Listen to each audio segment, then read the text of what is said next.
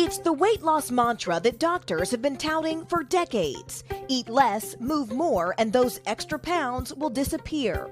Advice that 42-year-old Jennifer Haynes says she tried to follow. Did anything ever click or work? Not really. Every time I would do it, I couldn't stick with it. How did the weight gain affect you physically? Physically, I was very tired. I was very depressed. A brand new report by a group of obesity doctors and scientists finds that telling people to eat less could actually be causing more harm than good, and that restricting calories not only causes people to be more hungry, but also slows down metabolism. The body fights back against calorie restriction.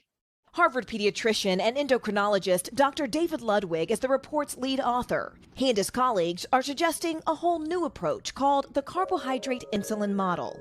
The idea is simple. If overeating isn't fueling obesity, stop counting calories and just cut carbohydrates to control your insulin levels. Too much insulin, fat cells get programmed to hoard calories so that there aren't too many calories in the bloodstream, there are too few. And that's why we get hungry. Now, more research is finding that low-carb diets are not only effective, they're sustainable. Something Jennifer found out firsthand when she signed up for a low-carb study at Ohio State University in 2019. Led by researcher Jeff Volek, who has been studying low-carb diets for 25 years. He put Jennifer on a diet that contained 37 grams of carbs a day and had high protein and healthy fats like avocados and nuts. After just 6 weeks, Jennifer lost 20 pounds. So this is just 6 weeks later and all this white fat has been reduced from what we see. Yes, and this is the type of fat you really want to target. And kept going.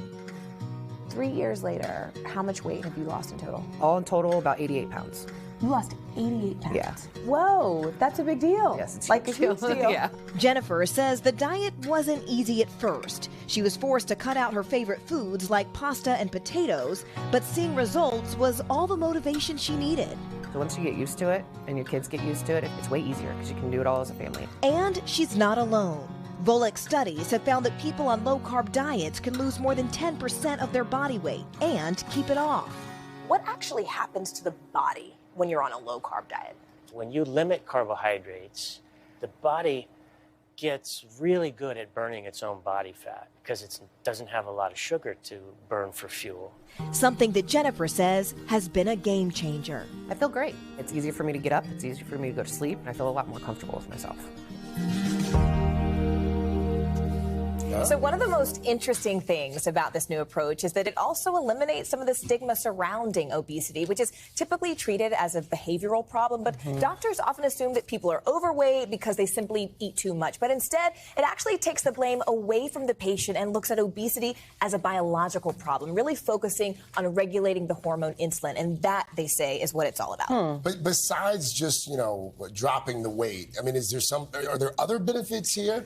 Tons of other benefits. In fact, that researcher, Jeff Volek, that we just spoke to, he's been studying low-carb diets for 25 years. And what's fascinating is that now they're doing new studies to figure out what else it's really affecting. They're looking at different types of cancers and even just your mental health. And the studies so far are really promising. But low-carb has been around for a long time. I guess you never really knew that the science kind of backed it up. Exactly. Like the Atkins diet. Al and I did keto for a while. Like, remember, we were on that phase. But this is low-carb, not no carb. It's also interesting, you pointed out, she didn't exercise at all? She did not exercise at all. She said she did not lift a finger. She didn't do anything differently. And keto, for example, is a more extreme form of this type of low carb. But again, it's, as Savannah said, it's low carb, but you can have a few things here and there. But I will say, sustainable then. I will say the exercise, and not extreme exercise, but like we're doing that start today, the 30-day walking challenge. That improves, I think, your mental health combined with a low carb diet. And I mean, I've lost about 45 pounds in the last several months, and but again, but only doing I do about 100 grams of carbs a day. And then you walk. And I walk. So watch you. But you don't just walk. I've seen your workout.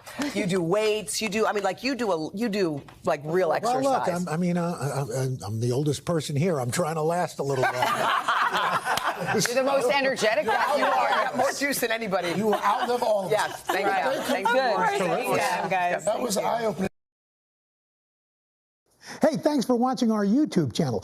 Find your favorite recipes, celebrity interviews, uplifting stories, shop our favorite deals, and so much more with the Today app. Download it now.